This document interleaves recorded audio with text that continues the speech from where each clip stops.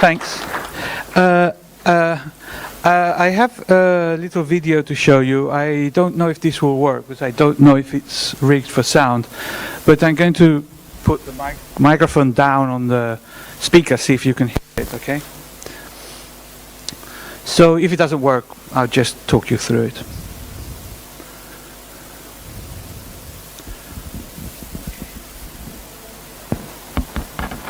Oh, damn. So I have to...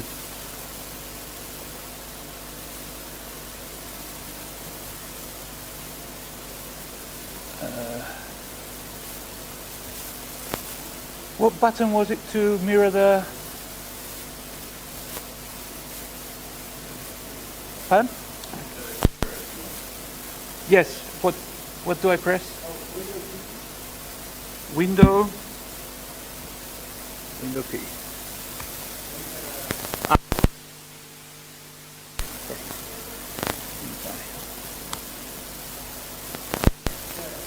Okay, perfect. So let's see if this works. If not,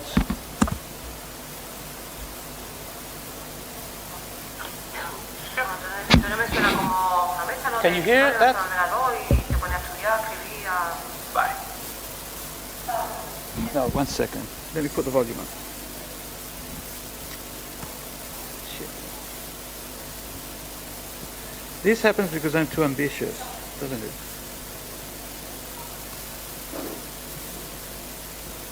Okay, doesn't matter. The thing is, so I recorded a series of... yes? Oh, sorry. I recorded a series of people, and I asked them about typical vocabulary that we use when we talk about our software. So I asked them what they thought Windows was, right? And some people said it's an operating system. I mean, these are people outside completely our bubble. There are all sorts of people I talk to from people that work cleaning, to students, to university professors, all sorts of people, but that are not related to the free software world. The only thing they had in common is that they used computers from time to time, right? Like most people in the developed world. And I asked them about, for example, what they thought the desktop environment was. And most of the answers was, it's the table where I have my laptop. I asked them what they thought Linux was. And most people didn't know. One person said it was a programming language. And another person did know because they had used it at school, because, well, I'm from Spain, and in some schools in Spain they have Linux. I asked them if they knew what KDE was. No idea. I asked them if they knew what GNOME was. It's the thing I have in my garden. That was from a British person, right? I asked them what they thought Plasma was, and the general answer to that was, oh, that's a big TV, right? So now, I did this, I tried to do this in an empathetic way.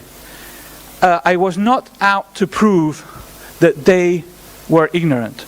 I was out to prove that there is a divide between what we say to people and, I mean, language we use to talk to people and the language they use and that they cannot understand us. So this is about that. So let me start.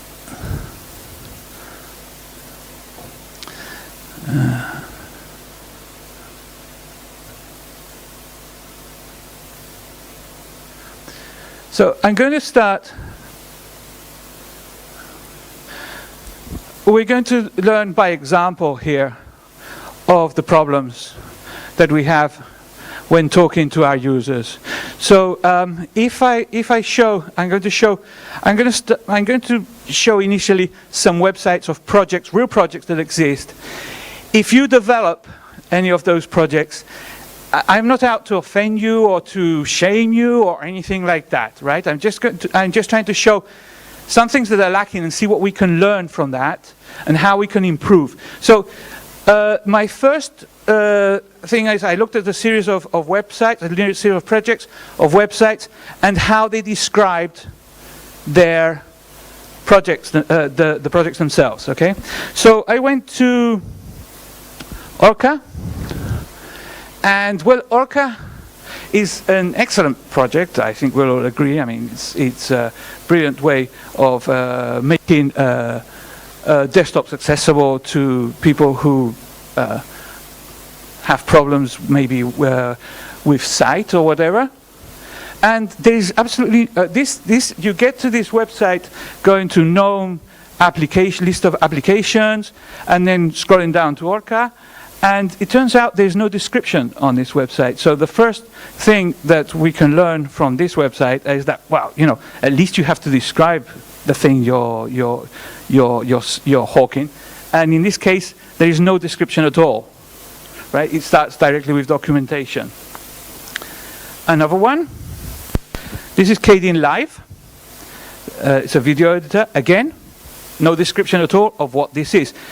Even more, so they put up an image, but the image is incomplete, so we can't deduce from the image what this application does.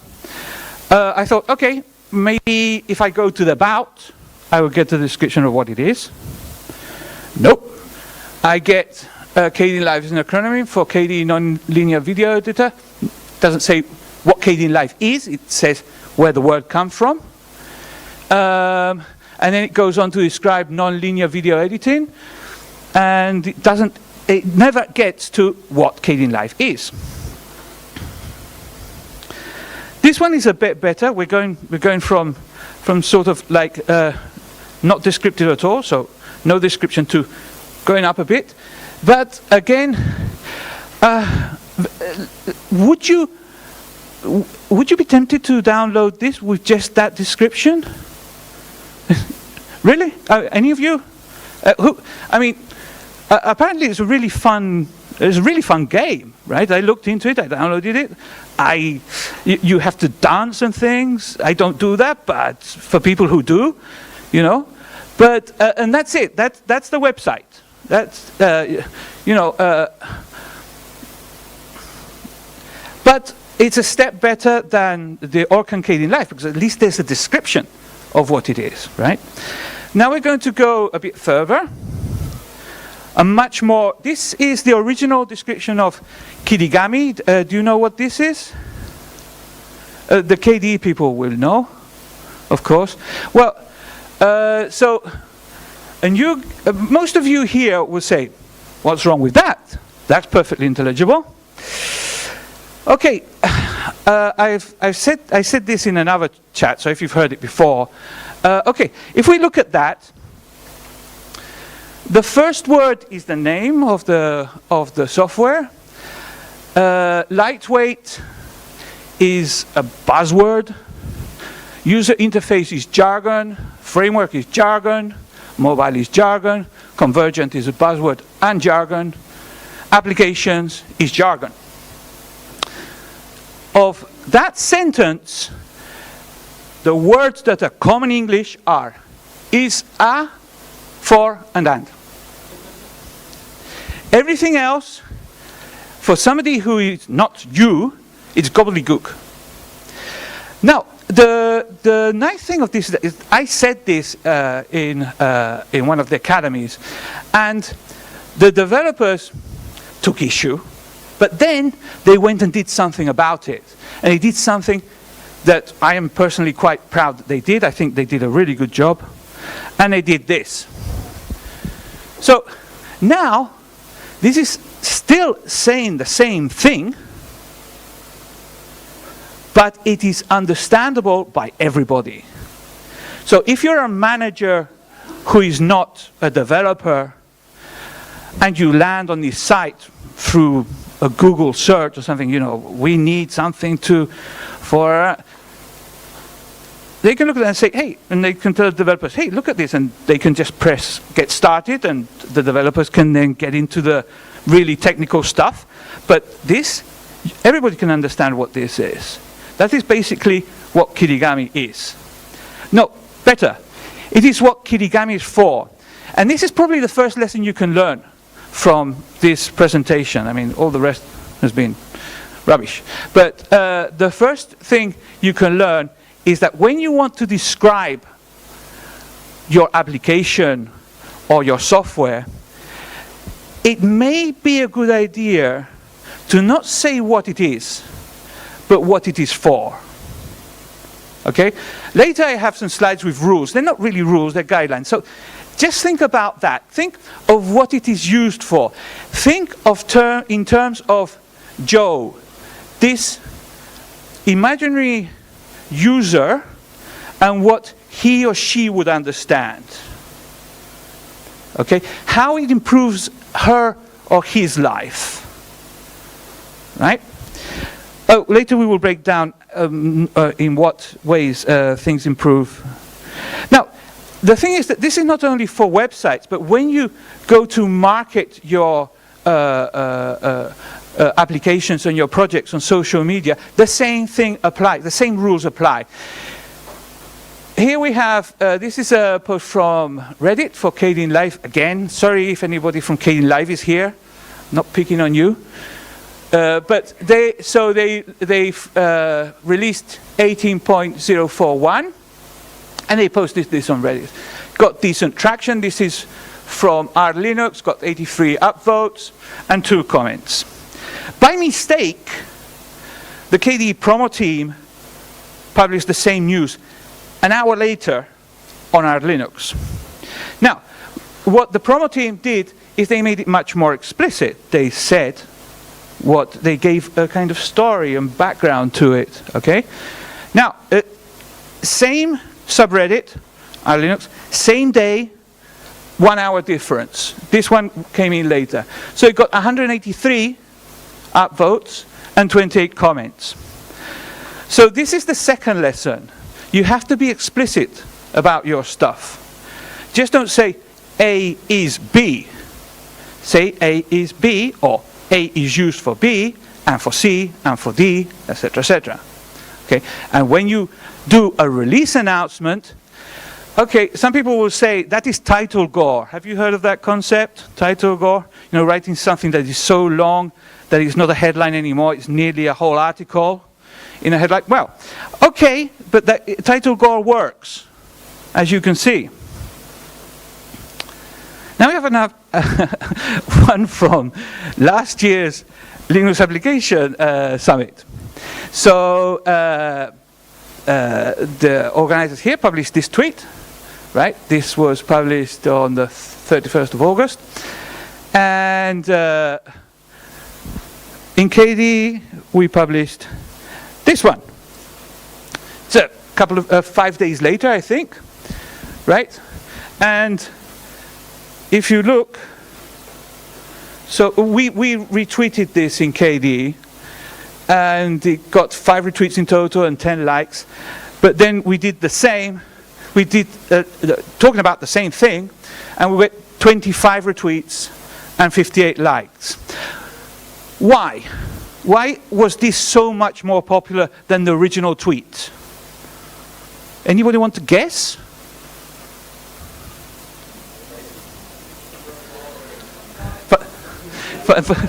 Pardon? There's a photo. Okay, there's a picture. Yes, that helped a lot. More? Says what the talk is. Okay. There is also the element, the slight, cheeky element of turning it into story. It's a road trip. It's kind of zany, So that is probably the third lesson you can learn, that you have to turn it into a story, right? A story that your users can relate to. And there we have some of the rules that come out from what I just explained. So first, again, rules not the word, guidelines, okay? These are all subject to what is appropriate in each moment and what style your audience is used to, who you're talking to, etc., etc. But in general, you have to be more explicit than not, right?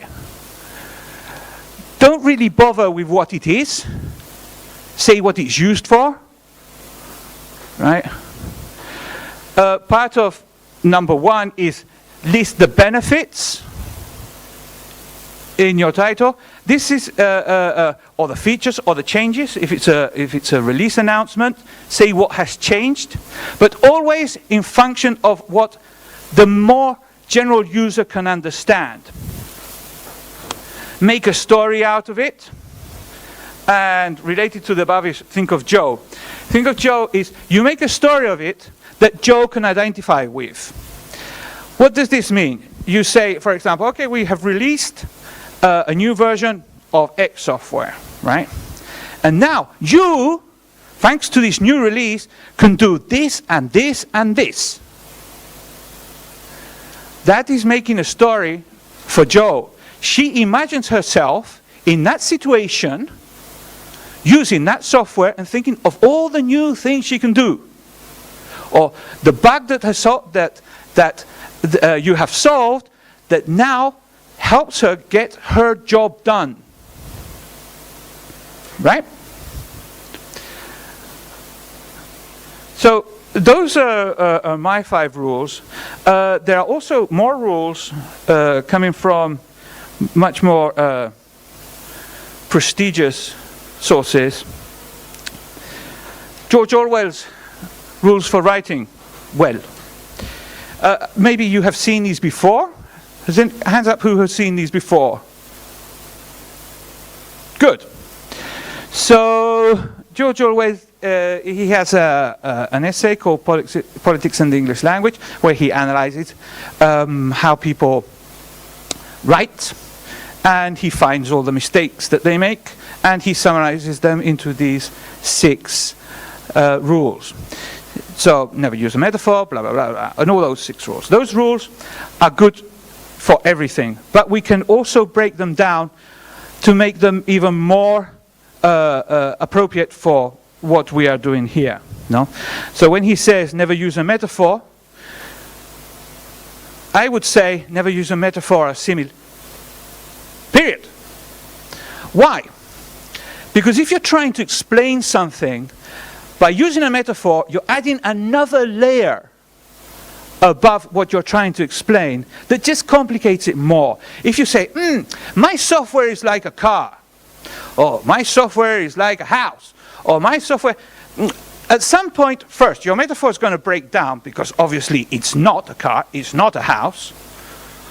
And secondly, now the reader has to kind of see where you're going with this car. No, if you just explain what the advantages are and how they can use them and how the changes are going to change how they use the software, that's it.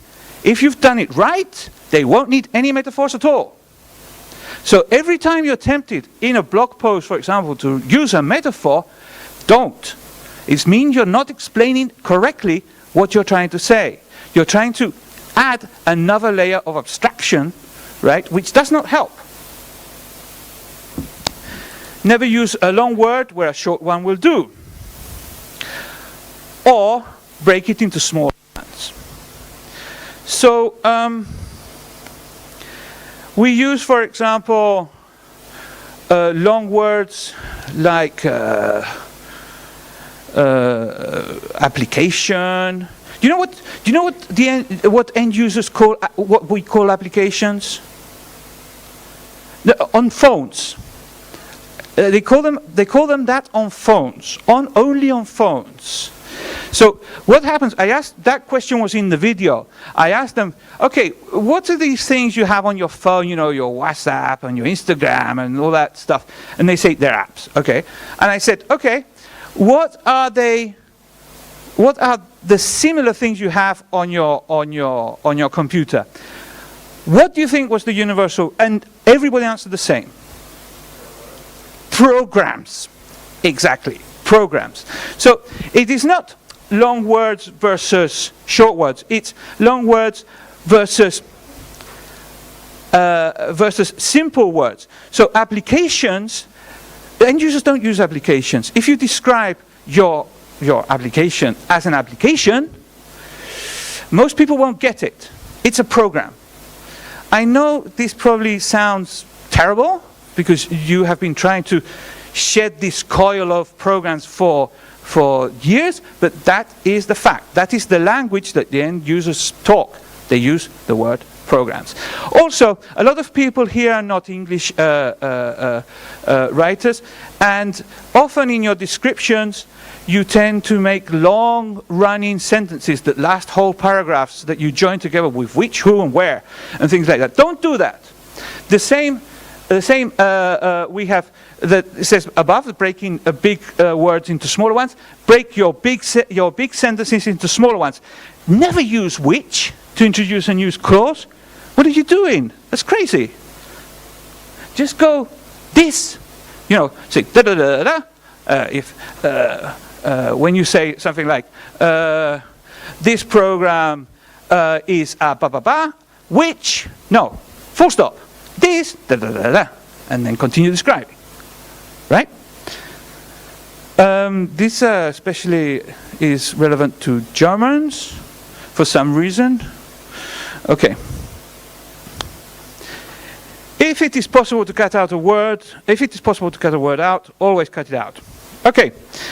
So, especially if the word is awesome. You know, sometimes to try and make it more familiar, you use the word awesome.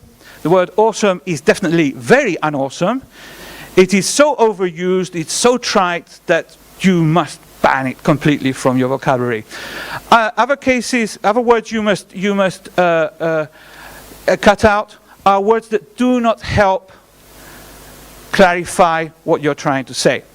For example, going back to the video, when people said, oh, desktop environment. Desktop environment is my table. Okay. When I asked them what desktop environment was, they said, my table. When I asked them what a desktop was, another said, oh, I see what you're getting at now. They didn't really, but they said, yeah, the screeny thing, the wallpaper where I have my icons. So the word environment is not helping. Cut it out. Going back to Kdenlive, Kdenlive describes itself as a non-linear video editor. What do you think we can cut out from there? Well, what? Non-linear. I mean, nobody does linear editing anymore. That's getting a tape of celluloid, cutting it up with a scissor, right, and taping it together with sellotape. That is linear editing. Nobody does that. So it's just a video editor. Cut out stuff that only confuses. Everything that doesn't actually carry any new meaning is noise. What you want to do is have more signal and less noise. Never use the passive where you can use the active. Okay, this goes beyond that, and it says, and it's sort of like,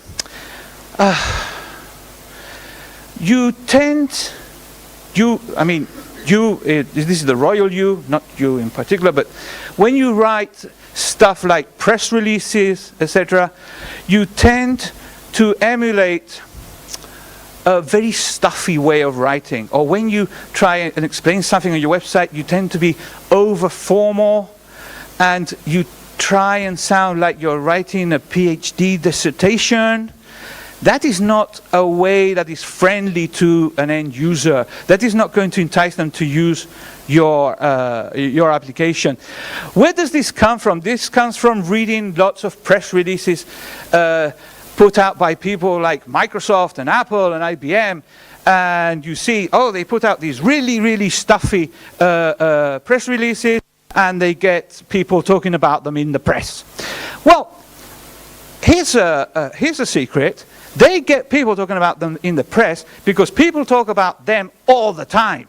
It doesn't matter what they put out. I mean, they could put out a press release with a poop emoji, and lots of people will talk about it in the press. Now, you are not them. You have to, if you want to engage the press or engage the users, etc., you have to know them. The best way I have personally found is to actually have a personal rapport with the journalist or the person you're trying to talk to, etc., and find out what they're interested in and make it personal. Now, obviously, if you're writing that on a website, it is difficult because but then we can go back to those 5 rules that, be explicit, think of a story, blah, blah, and try and capture the biggest audience possible.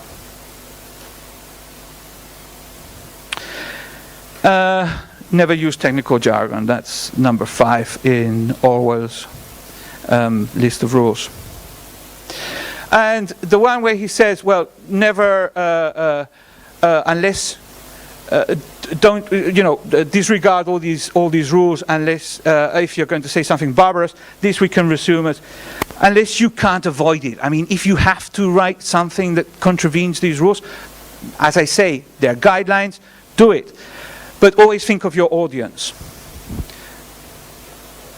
Now, to finish, I want to, maybe questions? Yes. Oh, by the way, sorry, I wanted to mention, if you can see Robin's video, hers is a great supplement of mine, right? Because she talks about design, and I'm only talking about words. Yes, sorry, again. This is all super interesting, and I'm interested in sort of looking at your sort of like user research script and how you go about doing that, and maybe have you considered sort of putting it together as like a toolkit that other application developers can use as sort of okay, sort of a metrics to run through similar studies so that they can vet their own applications and how they're... Okay, I guess there's two answers to that. Yeah. The first, the video I was going to show, it was super off the cuff. I mean, basically I went around where I lived, and I take walks and I meet people that I say hello to, and I don't really know their name, but we see each other every day. So one day I just took out my phone and started asking them questions that I had already. So sort of like my sample is like 20 or 30 people. I mean, that's as much as I got. But we do collect lots of information in the KDE promo team from things like tweets and from Reddit and from loads of social media. That's why we know, for example, that a picture, if you post a tweet without a picture, it will do much worse than one with a picture. If you write a headline which is explicit and long, that lists 3 or 4 things that are happening in your release, that will work much better than one that just says X has been released. So we're trying to formalize it ourselves as yet. I mean, we have quite a lot of data, but it's kind of hard because we cannot really. Well, it's hard to formalize all that. It's coming from different sources, but we're trying. And as soon as and we try to put it out in things like this, and we try to, and we often share it with other. We had a meeting with the GNOME Foundation promo group, and we explained what we had discovered. Yeah, we could put it. I guess once we formalize it. Point taken. Yes. Any more questions? Time's up. Okay, so no more questions.